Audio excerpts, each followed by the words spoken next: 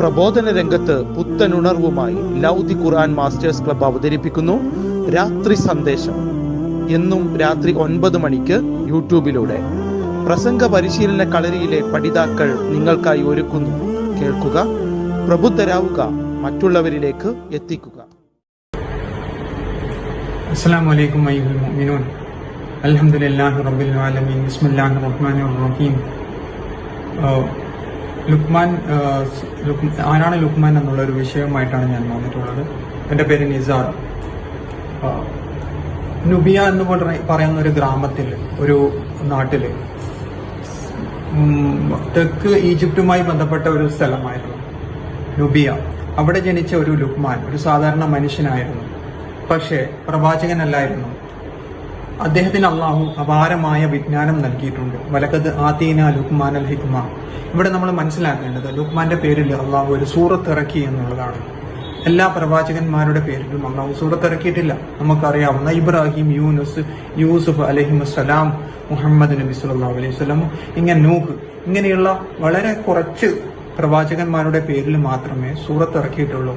അപ്പോൾ ഒരു പ്രവാചകനല്ലാത്ത ലുക്മാൻ എന്ന് പേരുള്ള ഒരു മനുഷ്യൻ ഹിജ്റക്ക് മുമ്പ് 1000 BC കാലത്ത് ജീവിച്ചിരുന്ന ദാവൂദ് നബിയുടെ കാലത്ത് ജീവിച്ചു എന്ന് പറയപ്പെടുന്ന ലുക്മാൻ എന്ന ഒരാളുടെ പേരിൽ ഒരു ഖുർആനിലെ ഒരു 34 ആയത്തുകളുള്ള സൂറത്ത്, 31ാമത്തെ സൂറത്ത്, റൂം കഴിഞ്ഞിട്ടുള്ള സൂറത്ത് ലുക്മാന്റെ പേരിൽ ഇറങ്ങണമെങ്കിൽ ലുക്മാന്റെ മഹത്വം എന്തായിരിക്കണം എന്നാണ് നമ്മൾ മനസ്സിലാക്കേണ്ടത്.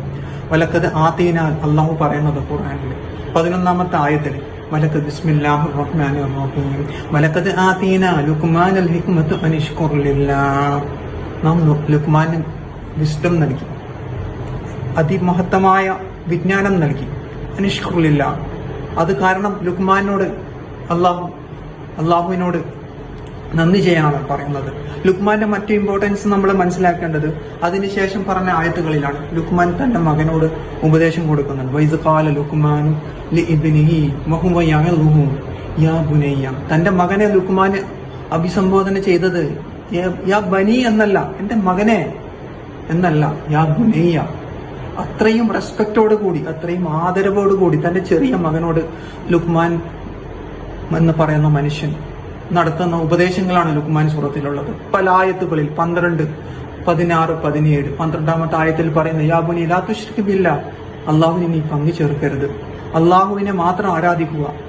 ആരാധനയുടെ വിഷയത്തിൽ അള്ളാഹുവിനെ അല്ലാതെ വേറൊരു വിഷയത്തെ നീ പങ്കു ചേർക്കരുത്.